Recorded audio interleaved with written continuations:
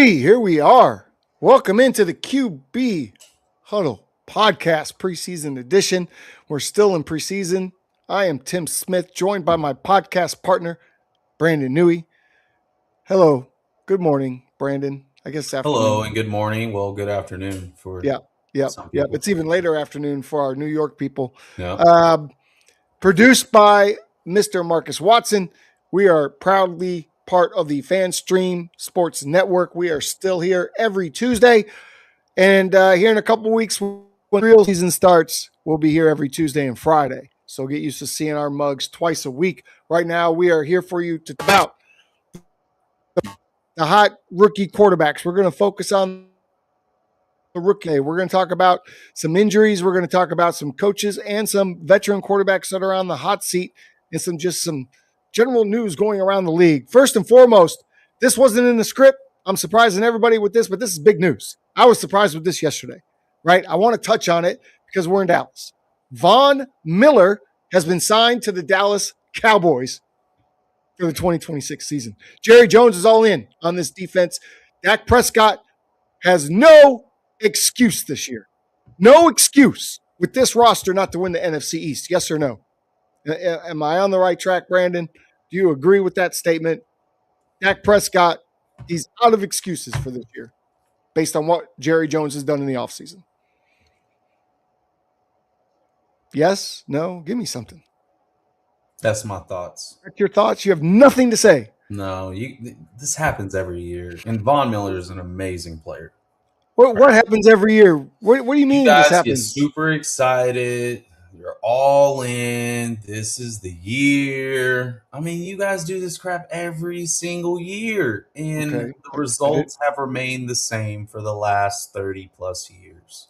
I didn't say any of those things. I was simply asking if Dak Prescott has any excuses this year if he doesn't get it done. That's the question. I'm not saying what. So it's all on Dak? Well, is it a team? Let's just say, right, he's the highest paid player in the NFL. Sure.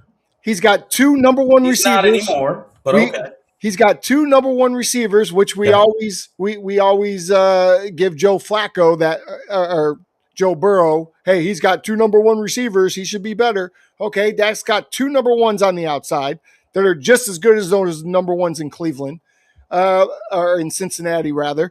You've got a run game. You've got now a revamped defense, right? Maybe the best safety rookie we've ever seen. I'm just being overexcited about Caleb Downs, but you've rebuilt the linebackers.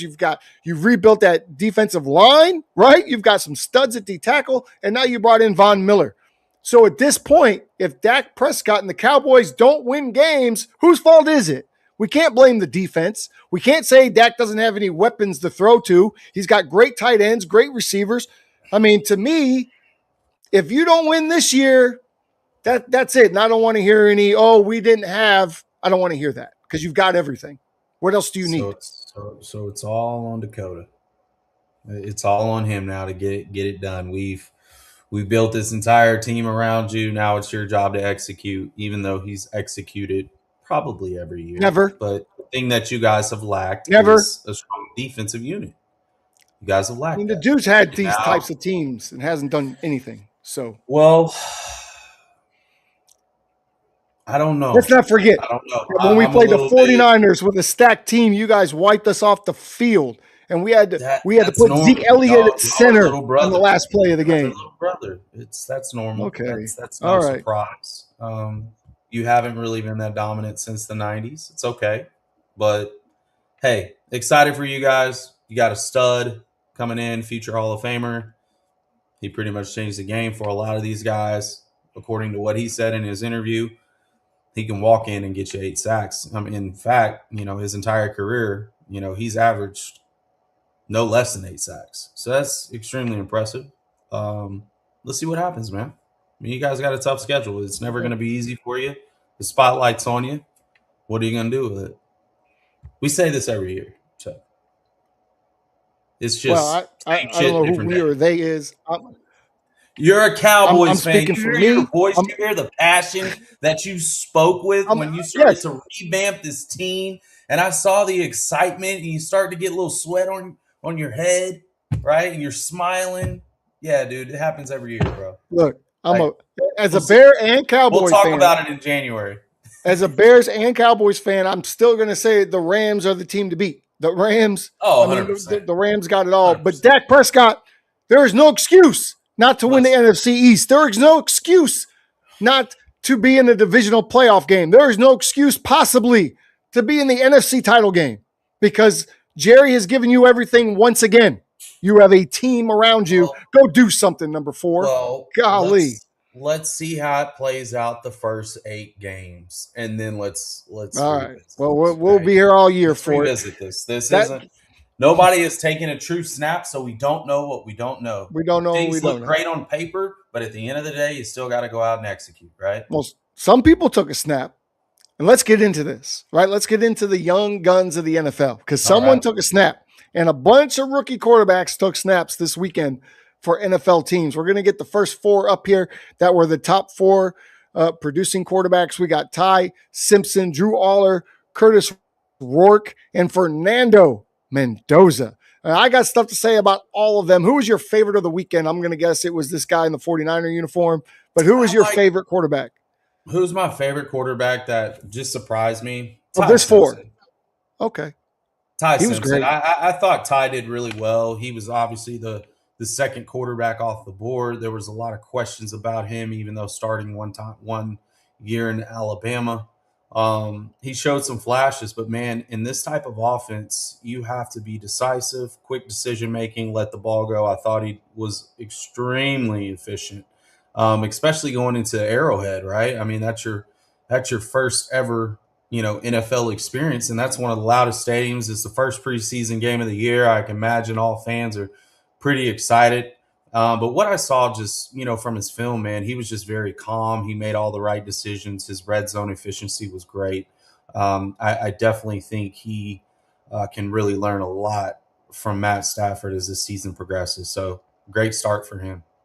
Yeah, I don't want to make too much of the preseason. We know defenses are basic. You might have sprinkled some starters in there, maybe not. But the fact is, he's making quick decisions. Yes. He looked good with his feet. He looked good with his eyes. He didn't look like he was like the moments were too big for him. 21 for 25, 190 yards. That's a good stat line for any quarterback. 2 passing touchdowns. I thought he was fantastic. Fernando, who was the number 1 pick to me, he had some spots, right? Everyone has seen the throw he made in triple coverage, right, where he threw a laser coming off play action. There was times where he hit that back foot and the ball was coming out. He looked great. That's what there was there was a one time he took off on a run. But Brandon, there were some times I saw where he looked a little lost to me. And he was the only guy that I saw have that look where it was kind of like frantic and just kind of throw the ball away. And that happened a few times. Does that give you cause for concern? No, I just think it's him coming from a different style of offense. I mean, if we know Fernando Mendoza, man, they were very heavily RPO driven. So a lot of his stuff was RPO. So coming to this style with Clint Kubiak, which is a very similar style to the Rams, to the Niners, to the Vikings, this quick offense, get rid of the ball, and able for him to survive in this league, especially with a questionable offensive line already. He really needs to lean on Kirk Cousins and his tutelage because Kirk's not going to let him take that job. So you better learn as much as you can, but you've got to be quick and decisive on things. And I just think that just comes with going from the RPO in college to here. You're forced to make, your third and fourth read, your first, you got to get out of protections and put yourself in the right protections. So, there's a lot of things that he still has to learn. But hey, all of them did pretty good. Drew Aller, Rourke, you had Jalen Daniels. Well, hold on, we're gonna get to the other 4. I did want to say Drew Aller. Drew Aller to me was my favorite from the weekend. He impressed me the most. And I'll say because why? Watch him at Penn State. He ran the ball a lot. It was his energy, right? He kind of had a Tim Tebow feature about him because he was very infectious. He would really get the team going. He was fun to watch. But was that going to translate to the NFL? I saw the same thing from Drew Aller I saw out of Ty Simpson. Quick feet, quick decisions, getting rid of the ball very, very quickly. And then he was able to take off and run and use his athleticism, even ran for a touchdown. So to me, Drew Aller for me was my favorite quarterback from the weekend.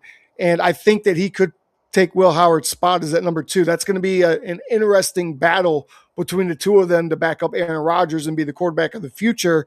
And I think that, it's good for both of them, right? One of them won't be there next year, but it's good for the two of them to go after each other. Well, yeah, I think he did really well. I mean, just despite having the opportunities that he has. I mean, I expressed this in the preseason show earlier. When you see that range of under 17 passes, you damn sure know it's scripted, right? So he's obviously gone through these things. Yep. I think the positive note to take out of these 4 guys that you see on the screen is they all can run the script, right? And they didn't look like deer in headlights. And so I think the efficiency is there. They just got to keep chopping wood. But a good start for preseason, game number 1 for these guys. All of them, really. Yeah, let's bring up the second 4. let's bring up the second 4 because we had let's just talk about Jalen Daniels for a moment. He came out, he showed some athleticism, he's getting rid of the ball, he's running around a little bit, and people were like, wow, Baker doesn't, Baker's asking for this and asking for that. He may not sign here long term. Maybe Jalen is a guy that can take over for Baker. And that was after, one game, a quarter and a half of football. To me, ridiculous, but good for Tampa to at least get a gleaming hope for a number 2 quarterback. And I like what I see from Jalen Daniels, but certainly he's not taking over for Baker Mayfield just yet. Not yet. I think Jalen, I mean, did you watch him at Kansas? No. I saw a little bit because I watch all those games. But, he's a good player. He's a dual guy. He has a lot of volume as a quarterback, which helps. But I think for him coming in right now, considering the muddy waters, I think all you can do is just stay serviceable, stay efficient, stay established, and you'll get your shot. If Baker doesn't want to stay there, then he's going to have an opportunity to do that. And the best thing he can do is just really learn and grow, keep those turnovers to a minimum. But I thought for him, game 1, hey, you showed the lights weren't bright, and you showed your athleticism, you showed your efficiency. So I think right now, Tampa, at least the front office is looking like, hey, man, we might have stole something here. We just got to see it all come together. And the way Baker, goes through the season, he gets banged up. So there could be opportunities for him. So, yeah. Good start. I like it a lot. How about Cade Klubnik playing for the Jets? Geno Smith, a late scratch before this game. Cade comes in, a lot of football behind him. 5 for 7, 56 yards. Obviously didn't play a ton. And it's the Jets. So how relevant are they? But they may have a future quarterback in Cade Klubnik, don't you think? A guy with a lot of volume in college. Watched him play in high school over at Austin Westlake, Drew Brees' former school. This kid started as a freshman. He's got a lot of volume, but I thought right now, 5 for 7 is pretty good, right? Again, you're flowing within the script. That's what we need to see. I've heard he's had a really good camp. There's a lot of reports going out saying he's had a really good camp. Hopefully Geno can really get his head right and really, at least kind of get back to what he was doing in Seattle because I think that's going to help these rookies. I mean, right now I don't think a rookie's just going to go step right in day 1 and do that. But I think what you're seeing right now, there's a pattern. These guys are pretty serviceable within the script. They're not turning the ball over, right, with giving what they have. So kudos to all of them. Yep, that's huge. I think I agree with you. Funny thing. So obviously we're Madden players. I'm playing a franchise with the Chicago Bears. I go to play the New York Jets, and surprise, surprise, guess who's the starting quarterback for the New York Jets? It's Deshaun Watson. And Geno Smith is on the free agent. He's a free agent now. They let him go. Deshaun. So I went back. Typical Jet thing. They will do that. Right? Hey, that could be a lure into the future. We don't know. It was kind of funny though. I thought so. I went back. Now you can go back and you can look at what happened. So I looked at all the transactions, and apparently the Browns cut Deshaun Watson. And when the Browns cut Deshaun Watson, the Jets said, "We'll take him." And then they cut Geno Smith. So Geno Smith is still out there. Deshaun Watson, quarterback, by the way, he got hurt in the game against the Bears. I heard him. So we had to see Cade come in, and he looked rough in Madden. I'm just saying. That was Madden, fantasy football, whatever. That's fun. I just kind of wanted to drop that. Next is Ethan, I'm going to try to say this. Kalakamanis. Pretty good. Played for Washington this week, 6 to 10, 87 yards. You said something about him being good in college. Can you say that again, please? He was because you mentioned that. He was pretty solid in college. I mean, not if he played at Rutgers. He wasn't that good. He got. It looks like he was. But they were all talking about him in the draft too, man. If you watch in the Big Ten, he actually made plays. It looks like he was at Minnesota. Maybe left there to go to Rutgers. I don't know. It's like go from trash to trash. You just never know. You're in trash in the NFL. I mean, this is free agent. College football is free agency now, year to year. I'm just pointing out that between the Minnesota Gophers and Rutgers and now the Washington Commanders, my man has just spent his whole football career in a trash bag. He can't get out of it. You go where you can play. You go where there's opportunity. What's happening? At least he's there. Hey, next up, opportunity. I have an affection, no Diddy, for Garrett Nussmeier. He, I called games for his younger brother who doesn't get to play football this year in Texas, which is really frustrating for him. But Garrett Nussmeier comes in for the Chiefs. He played the third team, I guess. I don't even know if Mahomes played. I don't think Mahomes played the other day.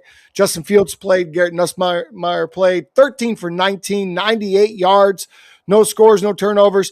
I like Garrett Nussmeier. I think he is going to be a solid quarterback.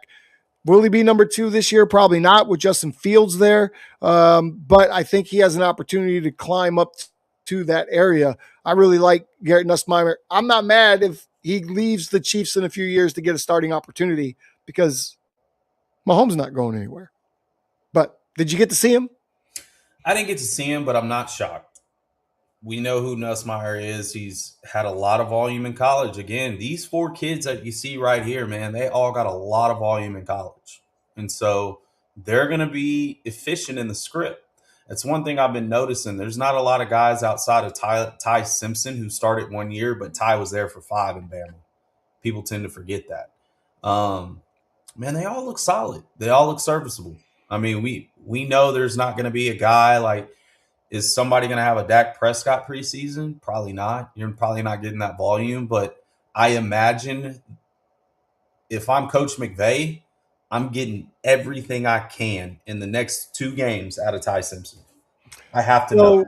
When we look at this list, quarterbacks that are going to probably be playing next year, right? Ty Simpson will be playing next year. Jalen may play. Cade Klubnik could be playing next year. Jalen could potentially be playing next year. Drew Aller fighting for that opportunity right now to play for the Steelers next year. So when we're watching these rookies, this isn't like guys are going to be lost in the system, so to speak. Some of these guys are going to be playing very quickly. So it's a little bit more fun to watch it when you watch it through that lens, right? Knowing that this guy and that guy are going to be taking over next year. Kind of cool. Right. I don't know. Who do you think is the best out of this class? We'll look 5-10 years from now, and we're going to say this quarterback was the best of his class. Man, that is so hard to say, Tim. That is like the hardest. I can't even answer that because none of them are going to play. I'm gonna tell you. Well, they're not going to play this year. Maybe not. But I think in 5 years' time, 6 years' time, we'll look back at this and we'll say Ty Simpson was the best of this class because of the situation that he is in. He gets to sit behind Matthew Stafford for a year. Then he gets to play in that prolific offense. They're always going to have good players in Los Angeles. They are the home team there, even though the Chargers exist as well. I feel like nobody is set up as well as Ty Simpson, and he should have the better career out of the bunch. He should. I feel like Ty Simpson, with his level of maturity, just his work ethic alone, I think he may be the cream of the crop. But don't be surprised if a guy like a Jalen Daniels pulls out some Brock Purdy stuff. I mean, he's talented. I mean, I've seen him play at Kansas. He turned that Kansas team around. I wouldn't be shocked, but also wouldn't be shocked if Cade Klubnik becomes a serviceable starter. I don't see Nussmeier. I feel like he was kind of dealt with a bad hand already. Yeah, Nussmeier, it's going to be a hard hill to climb because of the team that he's situation. On. Yeah. It gives me Rich Gannon vibes. Like he may start in like 8 years, but we all knew he was good. but it's Right. just he finally got his opportunity. Yeah. Yeah. He's a guy that, much like Curtis playing in San Francisco, you don't suspect Right. that he's Might be a going Mark to have that Bulger type opportunity of to win that number one situation. job. If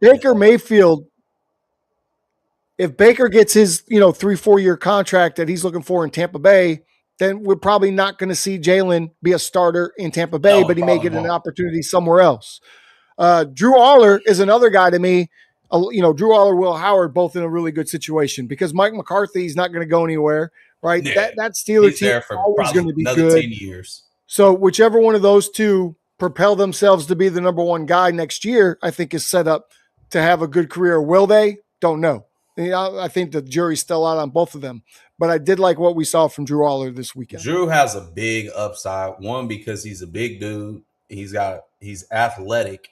And then you got a guy who understands quarterbacks to a T in Mike McCarthy. So it's in your wheelhouse. You're at the crib. Sky's the limit for you unless Will Howard just takes it. But both, I think, the Pittsburgh Steelers situation is actually a good situation. Not bad at all. It's not bad at all. I mean, you got Aaron Rodgers. You're not going to get any reps. But the fact that both of you got good size, good arms, can move a little bit, can really learn from this guy. And also you got a head coach that loves quarterback development. Loves he does. Right? So he does. You're in a good situation. If I'm a quarterback, that'd be a nice spot to be in. Just knowing as a young guy. But, Speaking of the good rooms, we got some rough QB rooms in the NFL right now we need to go through. And the first one is going to quarterback rooms. Listen, this first unsettled quarterback room is going to make people upset, might hurt some feelings. I don't care. We got to be honest and truthful on the show, but the Cleveland Browns quarterback room is a complete dumpster fire. Lord, how much? Shedeur Sanders, 6 for 11, 79 yards with the really bad interception, right? And the ball slipped out of his hands, whatever, okay. Deshaun Watson, he looked the best of the three because he was getting rid of the ball pretty early. He got 2 scoring drives, but he also had a fumble. He also had some really bad throws, and I don't believe he threw a pass in the air longer than 10 yards. Like everything was a check down. And then you got Dylan Gabriel. I don't even know how he's on an NFL team or why he's on the Cleveland Browns. This is a quarterback room that is far from decided. And to be honest with you, Shedeur looked worse to me than he did last year. More undecided than ever. Kind of just sitting there with the ball. He held the ball for an average of 4.6 seconds per play. That's not okay. Good. In a regular season game, you, sir, are going to the hospital if you continue to do this. What are we going to do in Cleveland, man? What is this? One of these guys has to go. Maybe 2 of them have to go to other teams, right?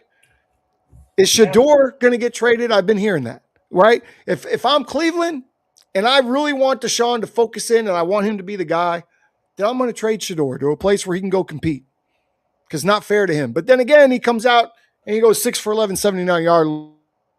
Look terrible. What are we doing in Cleveland? We had the parent-teacher conference. That obviously didn't help. What's going on? Just waiting on one guy to separate. Right now there's not a lot of separation. I would give Deshaun Watson the nod right now because he looks the cleanest. But again, all 3 quarterbacks are in a complete different offense than they were last year. So there's more demand in the playbook. I mean, these guys got to separate. One of them has to separate, and the one who can stay efficient, get their team in the end zone, right? That's the guy who's going to win the job. And as you can tell out of this graphic right here, Deshaun Watson's the only one that got 2 scoring drives. 11 of 15, doesn't matter if he dinked and dunked it. Maybe that was what it was meant to. He followed the script to a T. Now, I'm not going to rag on Dylan Gabriel or Shedeur right now because I don't see a lot of volume right now. I think Deshaun had the most volume. Now, Shadeur's going to start the next game. So, and Deshaun's going to back him up. So, this is Shadeur's opportunity, man. This is your opportunity to get 2 scoring drives or match with 3 or, try your best not to take sacks and avoid. But it's a shit show in Cleveland right now. But one of these guys have got to rise to the top. One of them do. And why not it be whoever? I'll say this about Deshaun. He didn't look like Deshaun Watson from He doesn't Houston. look the same. He looks like a normal. He looks like he lost all his. He looks like when Superman in Superman 2 goes to the his fortress and gives up his powers so he can marry Lois Lane. It looks like Deshaun, maybe with the last rub and tug, lost his powers, and he doesn't have his powers anymore. And he's out there just trying to play football. Because I don't think people really realize how good Deshaun Watson was. So good. He was special. And he doesn't look special anymore. He looks average. He would be a top 5 quarterback right now. For sure.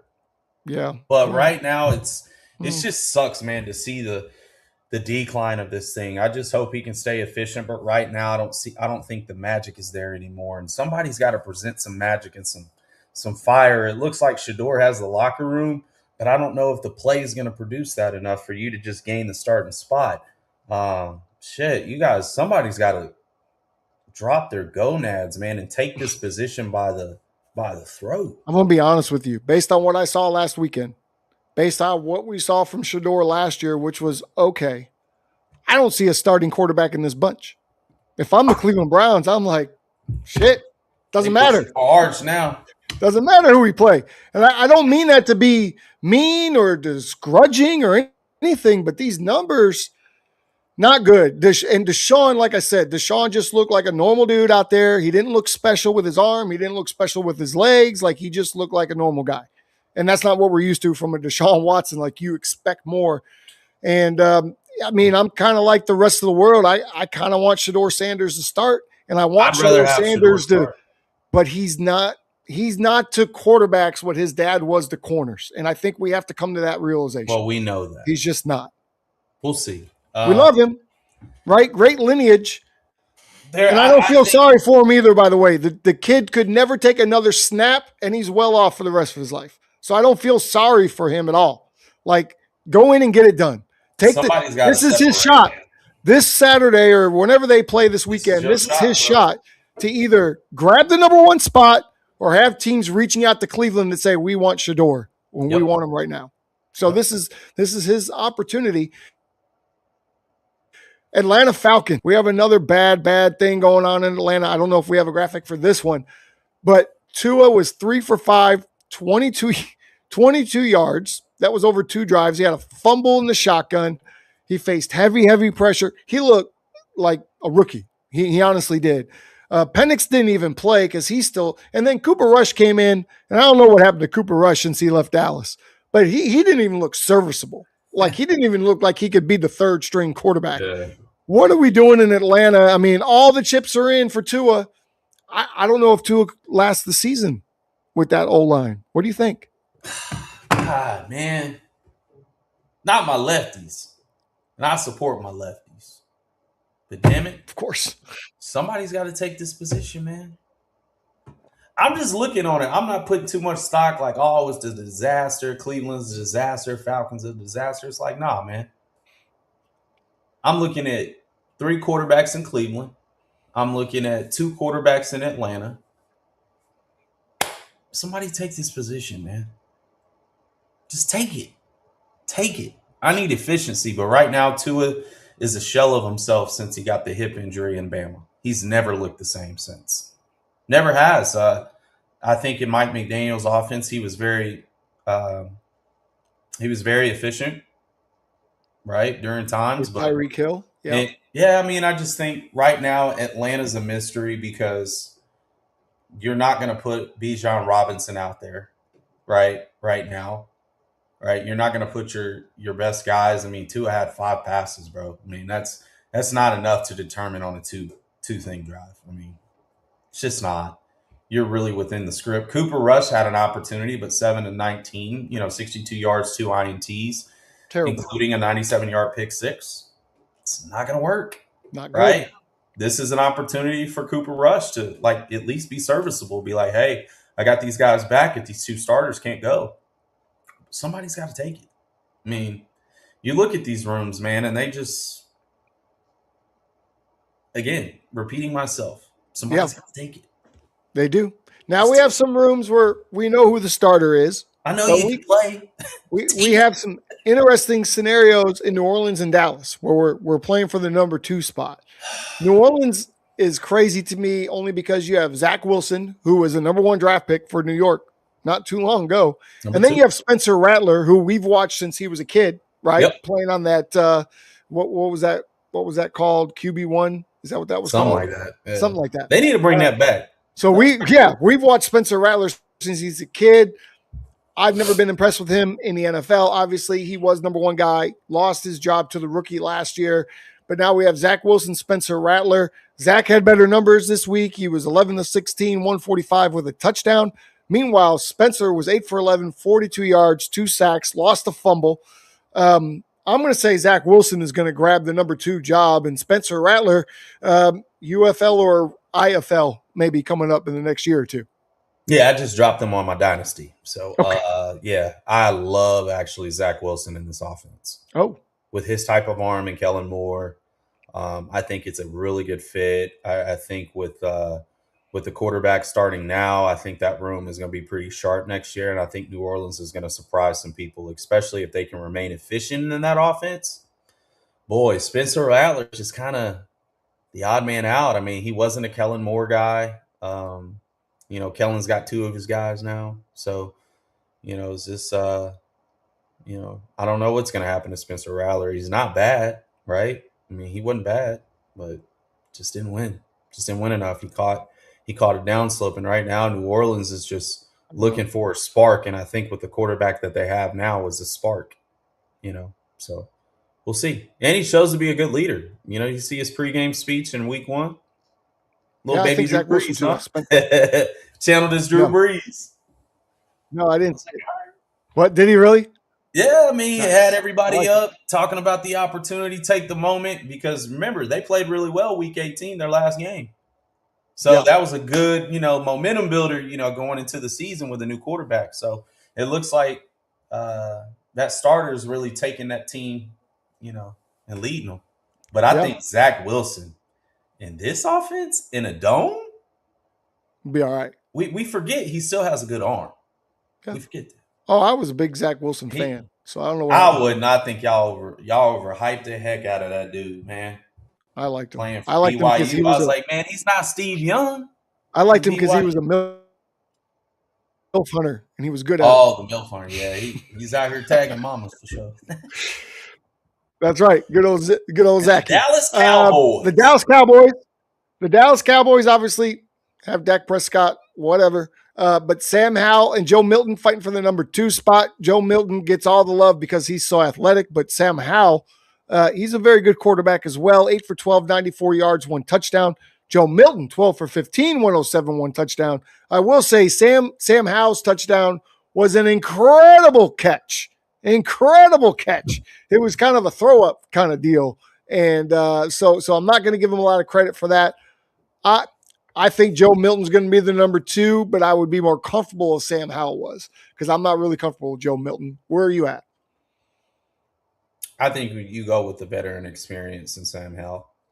I think there's no rush for Joe Milton. I mean, I just think he continue to, chop wood. He's young, do the right thing. Sam has been in some pretty big games. I would trust him right now in this offense a lot more than a guy who really hasn't started a ton of games.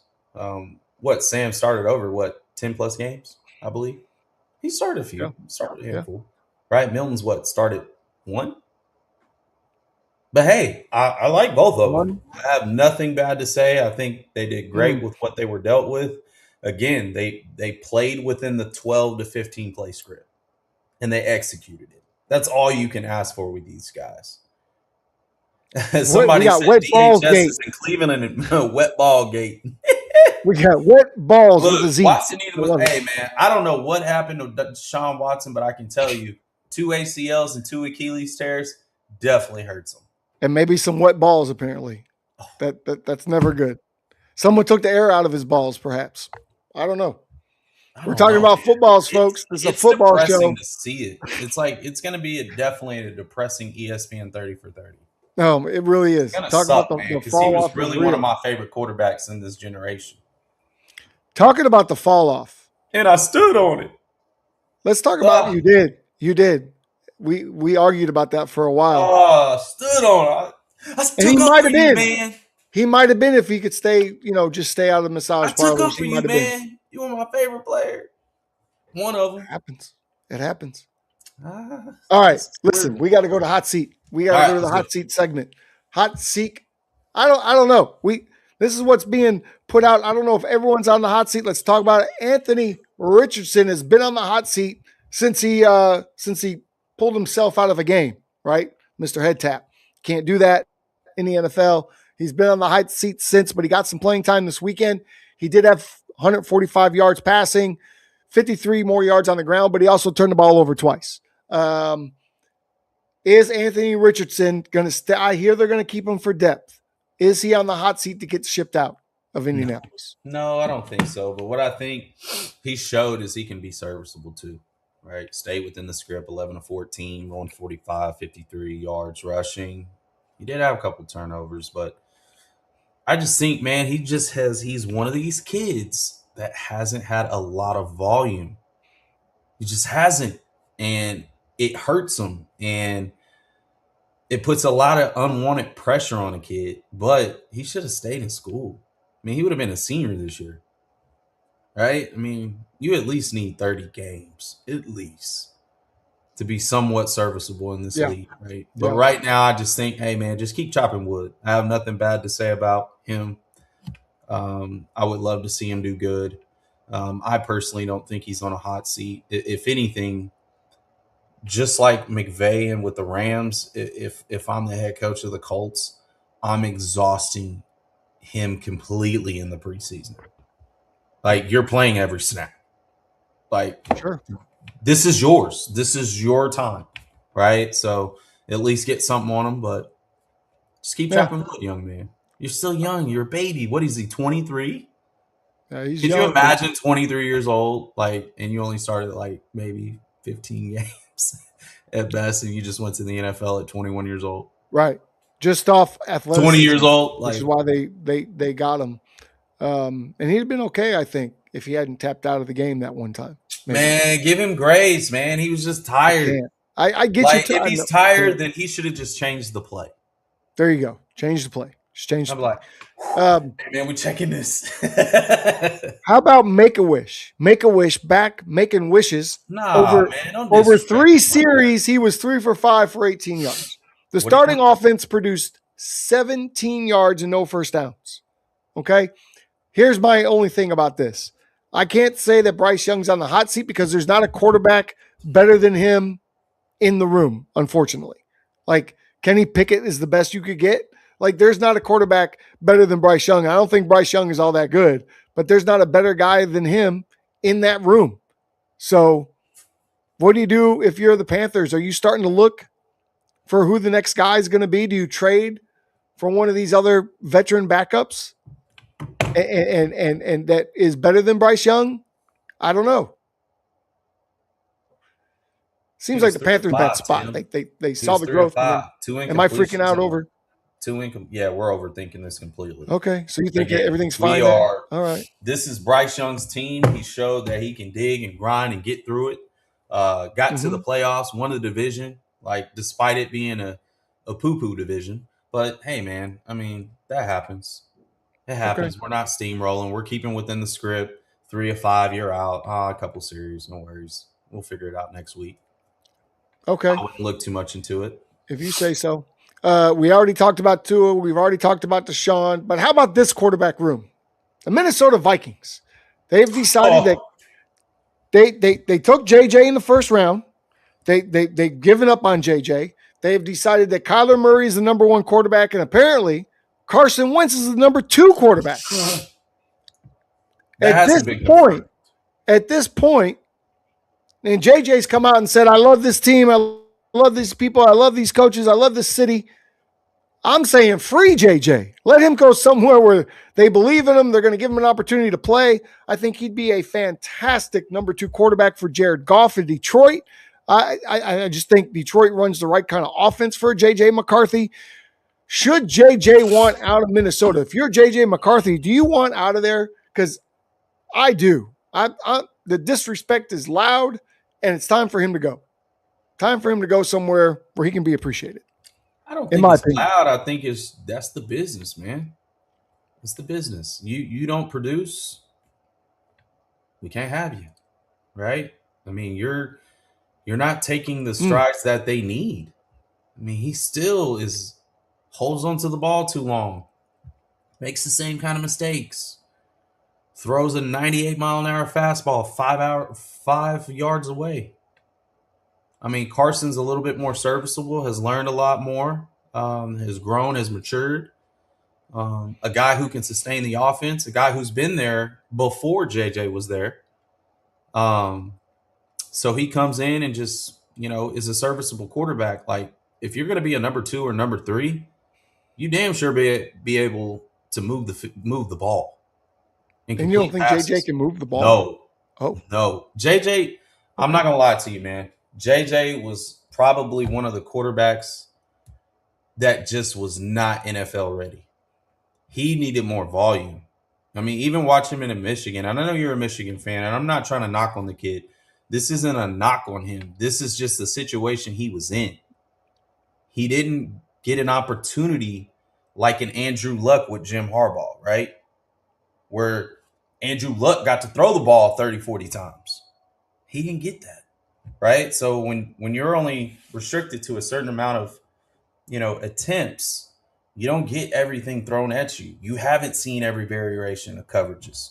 You don't know how to anticipate some of these things because you haven't seen it. He's a guy who needs a lot of volume.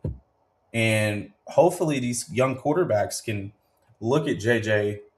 I hate to put him in as an example, be like, shit, dude, I need to stay in college. I need to at least have more reps than what I was given. Well, he didn't have any more time. Same thing with Anthony Richardson. This is the same thing with him. Who else is another guy? No, he didn't have any time left, though. I mean, you got to remember, he started for, 2-3 years, but Michigan's a running team. They run the ball first. That's the problem. They shouldn't have went to Michigan. Always go to Michigan. No. You can go to Michigan, always go to Michigan. No, you even said yourself they didn't even have a quarterback coach in Michigan. You even said that. Alabama doesn't either. People go to Alabama. But here, nah. I'm just saying. The head coach is the quarterback coach. I don't know. Saying, I don't like any of this for him. JJ, to me, is not an NFL quarterback. Okay. He's just a big guy. I disagree. I don't. I'm sorry. I know you don't. We've been having this argument for 3 years. I would tell you the same thing. All right, I would tell you the same talk about thing if he couldn't cut it with one of my favorite guys. Well, I don't think he's had enough. I don't think he's had enough reps. He needs to go back. He needs to get a lot of reps, man. Well, he's not going to get them in Minnesota. Well, let's talk about some of these quarterbacks that are hurt right now. We've got some notable injuries around. Marcus Mariota's number 1. He sprained his MCL.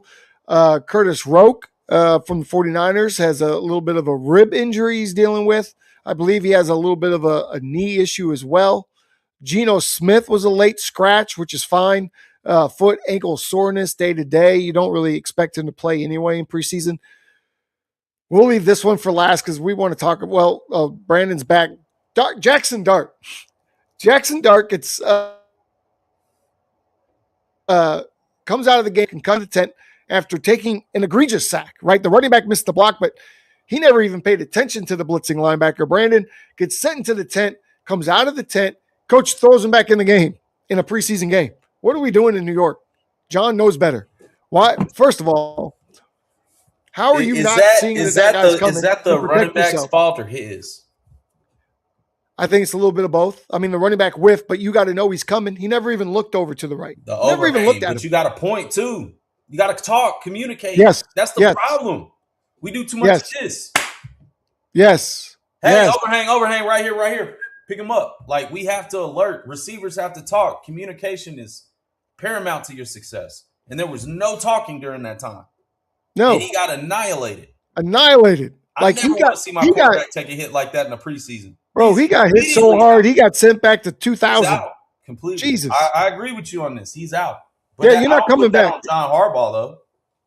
The only thing I put on John Harbaugh is that he put him back in the game. Don't put him back in the game. I mean, he's all right, but still, like, I don't want to see my quarterback get that way, but I also want him to communicate. And I put that on Jackson Dart as well, as much as anybody. That's your job to protect yourself. I agree. The hit he took was his fault.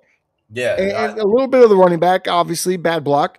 But again, if I'm John Harbaugh, my franchise quarterback was in the tent in a preseason game, I'm not putting you back on the field. It's just not happening. I don't understand the thought. You would? Mm-hmm. Ooh. I think so. Okay. Who's the number 2 quarterback for New York? I don't even know, but we're about to find out. Oh, it is Jameis Winston. You're right. He came in, actually. Yeah, I forget about Jameis because he's so quiet. Jameis. You know what? We're going to see Jameis Winston as the starting quarterback for the Giants before the season's over because Jackson Dart can't protect himself. Period. And I got him as a quarterback in fantasy. Boy, that was crazy. He hit the blue tent last year more than any quarterback in the league. And we get the first preseason game, and he's in the blue tent. They need to add the blue tent to Madden just for Giant games. Stay in that tent, man. Jeez, Louise. Get out of the blue tent, brother. Dude. You got to survive, bro. Max Brosmer got hurt with a little bit of a thumb injury on his throwing hand. Bo Nix, obviously, still recovering from the ankle. Don't think we're going to see him at all. And then Michael Penix still sidelined, which if he doesn't come back soon, there's no competition for that number 1 spot. I don't think there is anyway. I think we all know Tua is going to be the guy. That's why they brought him in. Sucks for Penix, right? Getting drafted and knowing that you're the number 2 no matter what. He's had so many injuries, Tim. I don't even know why they took my man. I feel bad for him because it's like, man, that's just GM. What do you call it? Malpractice, negligence per se. Yeah, man, that's just stupid. Like between the two of them, I would have never touched him. Unfortunately, he's a good player, but I wouldn't have took him that high. Between Tua and Penix, they have enough injuries to be a retired quarterback in their 80s. Yeah, they've had between combined, they probably had a total of 10, 15 surgeries, man. I'm not even playing. Wow. Tua was injured a lot in college. Yeah. But when he had the Bo Jackson hit, man, I said that was it. Because Tua, before that hit, Tua was nasty. He was so good. So good. Fluent. Everything looked great, sharp. When he lost that hit, he lost that ability to move and create for himself. And you see flashes of it, but it's not like it used to be. I mean, it's like that dude had eyes in the back of his head in the pocket. It was something fun to watch. Like, if you ever have some time, go back and watch him in Alabama. Oh, I watched him in Alabama. Oh, my gosh. I felt like for a time he's running Stefanski's offense, which was the Atlanta Falcon offense Matt Ryan ran. I thought for a while that he was maybe the best quarterback out of Alabama for decades because of the way that he played. I don't know. But that belongs to Jalen Hurts. So. Oh, my God. Jalen Hurts had to go to Oklahoma. That's all I know. He got cut by Alabama. Alabama said, "Get out of here. Pass is too good. We don't want you anymore. We want Tua." Think about that. Right. Alabama gave him up for Jalen walked. I'm just saying. Jalen walked. Jalen did what he had to do. What's next? Oh, there's the dong. Here's our guest. The Undertaker. All right, guys. All right. What we got? So we talked about it. And last week you guys had a really good segment that was unscripted that you went in about certain quarterbacks. So I decided to give you guys an off-show topic script this week that should prove interesting. So the question is, I'm going to bring it up. Who is the most overrated quarterback going into the 2026 season? Overrated starting quarterback, to be accurate. So, Tim, yes, I'll let you go first. Okay. Most overrated starting quarterback coming into the 2026 season, and why? And then Brandon, it's you. Tim, okay. Who you got? I've got two of them, but I think if I name this one, we've gone over it ad nauseum. Brandon's just going to come after me. So I'm going to just give you one because that's what you asked for. We talked about him earlier in the show. I think Dak Prescott is the most overrated quarterback in all of the NFL. And if I may interrupt, is it safe to assume that you're going to say Jalen Hurts? That was my other one. Yes. Okay. They both resigned the NFC East. Yes. Okay. But I'm going to stick with Dak because unlike Jalen Hurts, Dak Prescott does not play his best when the lights are the brightest. In fact, Dak Prescott has had his worst games in the biggest moments. So I'm going to say Dak Prescott, to me, is the most overrated quarterback in the NFL, and the only thing he can do to change that is to win a playoff game this year with this team and get to a divisional or championship type game. You don't have to get to the Super Bowl because that should be where the Rams are or the Bears. But damn it, Dak, you're overrated until you prove you're not. Most overrated quarterback to me, Dak Prescott. Brandon, who you got and why? Gosh. The most overrated quarterback to me is Joe Burrow. I knew it. Joe Burrow. I knew it. It's Joe Burrow. I like Joe. Don't get me wrong. I like Joe. I like him a lot. I like everything that he does when he's healthy. However, we tend to put this guy on a pedestal like he's won 3 or 4 Super Bowls. And he's just a guy that's like a John Elway or a Troy Aikman or just one of these greats that only come around once in a generation. Newsflash, Dwayne Haskins beat him out at Ohio State. He had to go to LSU. By the way, he played with 2 number 1 wide receivers who were drafted in the first round. Just happened to be 2 of the top receivers in the NFL. Then he found out he had another guy in Higgins, who's also a number 1 wide receiver. Has Joe Burrow ever played without true help? Ever. Every quarterback needs help. 2 number 1 wide receivers through college and the NFL. A guy who can only stay healthy 50% of his career. Were they number 1 because they had Joe Burrow at quarterback? We all talk bad about the offensive line and their defense, but I recall Joe Flacco threw for like 6 touchdowns on a prime Thursday night game with the same offensive line that Joe Burrow had. Follow-up question. Tim, what can Dak Prescott do this year? This year, outside of winning the Super Bowl, okay, what can Dak Prescott do this year to change your mind? 2 things. Number 1, put up stats in the first half against teams that are over 500, not just the fourth quarter when you're down by 30. And the next thing is to win the division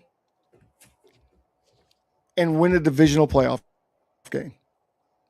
With this roster, as long as this roster is healthy and these receivers are healthy and this defense is what it is supposed to be on paper and everything's set up for you, that's what you have to do, in my opinion, to have earned being the highest paid quarterback in the NFL. Newey, same question. Joe Burrow. Stay healthy. We need a full season. We haven't seen you since 2013 or 2023. And when we did see you in that time, you had an opportunity to go to Super Bowl. You were in it.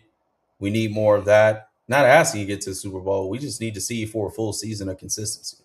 Stop holding on to the ball for so long, getting in and out of things. Protect yourself. I think if you can protect yourself, then you are who we think you are. If you can't, well, that still stays the same for me as being an overrated guy in the NFL. Do we get to give each other thoughts? 50, of course. 60 million? I'm going to step out. Because I want to know. I'm going to step out. I needed this to start. This is the start. Okay, because I need to know from Brandon. I'm stepping out. You guys continue this conversation. Thanks for letting me in here for a minute. I got to get back behind the scenes. Here we go. Thank you, Wizard of Oz, as you are, Mr. Watson. Obviously, I disagree with your take on Joe Burrow. I do understand. I disagree with you with that, too. I can't wait to hear why. I understand what you say about being available and being healthy. I can That's track literally the only reason. I can track with you on that. That's the only reason. He is great. It's hard great. to. Yeah, I love watching him play, but that's a hard question, and it's just like, hey, nobody talks about it. So how do you rebuttal the Dak? How do you rebuttal Dak? All that money and hasn't done anything. Well, I think with Dak, man, I think Dak to me has surpassed what we thought he was going to be. We didn't think he was going to be a starting NFL quarterback for a decade. We didn't think he was going to have a winning record versus the Giants. And has he ever lost? Has he ever lost the Giants? The Giants have been terrible the Doesn't entire matter. time Dak has been doesn't in matter. Dallas. It's his division, though. He's won division titles. He's won multiple double-digit win seasons, right? He's won a Walter Payton. He's done a lot of great things, and he's also healthy. When healthy, he does well. He's always in your top 10 lists when it comes to stat line, completion percentage. Would you want more wins, like prolific wins behind that and comebacks? You probably do. But did we ever think Dak was going to be what was he drafted as a third, fifth, fourth rounder for Mississippi State and think he was going to make it this far? No one did. So to me, he surpassed everything we thought he was going to be. Okay. I think he's good. He's not bad. I agree with you that he surpassed everything we thought he would do when he started one game. All he had to do was start one game, and he already surpassed anything I thought he would ever do in the NFL from watching him in college, because he was Tim Tebow in college. Yeah, I mean, and he's turned into a really good passer. It's him. I will say this: when there's nothing on the line, Dak will surprise you with how well he plays. When there's a team that's under 500, that's not like the Giants, he will light that team up most oftentimes. But let him have to go on the road, especially, or even let a team come in here that is over 500, that is a playoff contender, that's being talked about, that could go to the Super Bowl that year, and he doesn't show up. And he has yet to ever show up when it matters the most. And that's what I need to see. Okay. Tony used to show up. They didn't win those games, but Tony would show up. Go ahead. Wait. This is the same. I drove by Munkin's house and there was a ceramic horse in a trash wrapped in a number 2 jersey. Oh my God. Woo. That's rough. Oh boy. Oh boy. So I will say this, the same thing that we saw from Dak is the same stigma that Peyton Manning had before he got over the hump. He just got to get over the hump. That's what it is. We know he can throw. We know he can make big-time passes when needed. Listen, he's just got to get over the hump. It's the same stigma that Peyton Manning had back in the days. Every time he gets to the playoffs, he get blown out. He throw a bunch of picks. Everybody's like, he's just a great regular season quarterback. Isn't that what we say about that? But that's what was happening in championship game, AFC title games, not in the wild card game. Not in the, you know what I mean? I'm not putting Dak Prescott in the same breath as the great Peyton Manning. I can't do it. I don't think Dak is overrated. I think he's right where he needs to be. Now he just needs a defense to back him up. I'll submit to you that Jerry Jones is overrated Dak his entire career. And Jerry Jones overrated Dak when they didn't give Tony back his job, and they thought Dak was the guy. Played phenomenal to where if you're a head coach, Tim, you know this in football, man. It don't matter how good that other player is sitting on the bench, like coming back from a back injury. If I got my backup coming out and playing lights out and doing everything I need him to do, why would I mess up that chemistry? I don't know. Exactly. So it was just fate. It's no knock on Romo. Romo had a bad back. It's unfortunate, but guess what? His backup was watching him and literally did everything he did. Well, I need a big and he's healthy and he's younger. Like you can't blame. You can't blame him. I get it, but I don't get it. Dak, I like Dak, man, and I'm not a Cowboys fan, but I like Dak Prescott. Always have. I understand. I think he's a stand-up dude. I think he's a great leader, but I think he needs some other pieces to give himself an opportunity to get over the hump and not just come back, we didn't have a defense, or we didn't have this, or we didn't have that. Like, nah, bro. Y'all got a team. Now let's see what you can do with it. Okay. He's not overrated. This is gonna keep us going all year. He surpassed what he was supposed to be. Okay. Coming from Mississippi State as a quarterback. Now this other dude, Joe Burrow, still think. You think Joe Burrow's the next Dan Marino? No. I thought Joe Burrow might be the next Tom Brady because of the way he operates at the line of scrimmage. I do not think he's overrated. I think he needs to be healthy, though. I agree with you on that. So there's not a whole lot to debate. The only reason I say Joey B is overrated is because of health, right? But I also think that we haven't really seen him without star receivers. And that's alarming to me. I don't think I've ever seen a quarterback in my lifetime that had 2 number 1 wide receivers in college who are the top guys and 2 number 1 wide receivers in the NFL. Like, I've never seen that. I get what you're saying with that. I'm also going to say Joe Burrow looked pedestrian his junior year at LSU. Dude, receivers are not the end-all, be-all. That's what I'm going to say. I don't care. I know, but it's just like great receivers you have. That's not the thing. It's like, okay, let's put this for example. Hurry up, because I got to wrap this show up. Producers in my ear. I know. Let's put this. If he was on any other team, could Joe Burrow carry the Falcons? Yes. Okay. See, and I love that you said that because that's been my argument with Jalen Hurts this whole time. If you trade Joe Burrow and Jalen Hurts, you don't think the Eagles are winning Super Bowls? And the Bengals are still the Bengals? Everywhere he goes. Next. Oh, my God. All right. Well, this is another discussion for another day. I think that we should have a fantasy segment where we put quarterbacks on other teams. I'll tell you, I ain't taking Joe Burrow in my fantasy draft. Oh, my God. Well, yeah, I am as long as I got 2 really good tackles. I feel okay about it. I'm taking Joe Flacco next. There you go. I love Joe Flacco. All right, man. We got to get up out of here. Make sure, if you haven't already, to like and subscribe to the channel. We want to make sure you keep coming back for more. Go over to the Fan Streams channel as well. Like and subscribe to them. They've got a lot of good content over there, especially if you're a Tampa fan. They've got some Tampa Bay Buccaneers shows that are absolutely outstanding. We're going to have to get out of here for today, but we'll be back next Tuesday. And next Tuesday, I know I teased this last week, but my man, he's not quite ready yet. He's still going through the numbers. But Brandon is going to have for you next week who you should draft in your fantasy leagues. Am I right, Brandon?